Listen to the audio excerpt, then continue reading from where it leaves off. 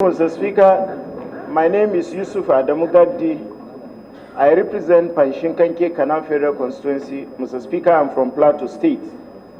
Thank you for giving me the opportunity to lend my voice on this very important subject matter that affects the life of the entire Nigerian people, including all of us that are representing the people of this country. Mr. Speaker, I agree totally with the submission of the Deputy Speaker of 10th Assembly. I just want to differ a little bit in one of the major issues he has put together for us to assimilate. Labor are labor. We respect them, and Nigerian people respect them and their opinion, including their intentions, in making sure that dividends of democracy, good governance, is seen in the full angle of Nigeria. We equally appreciate Mr. President. I can say it again and again, for his bold step in making sure that subsidy is gone. Because in my personal opinion, that is one of the biggest cancer that had hit Nigerian economy beyond any reasonable proportion.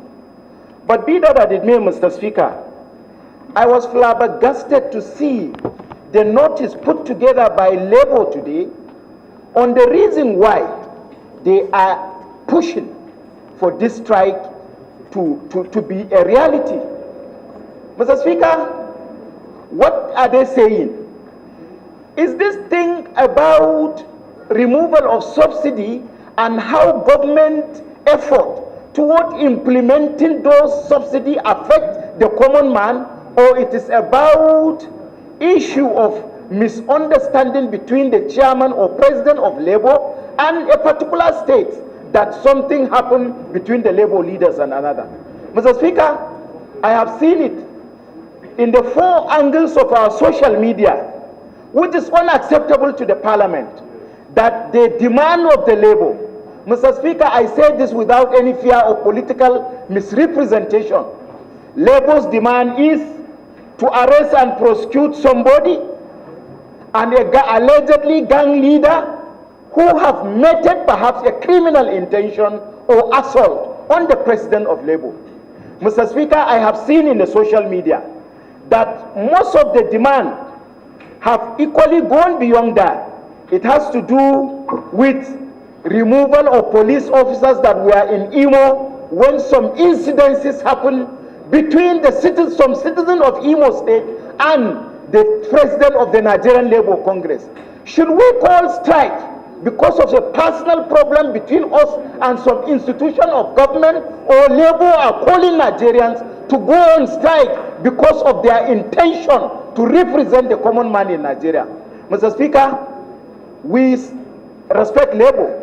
I am one person that respects Labour Union and their leaders.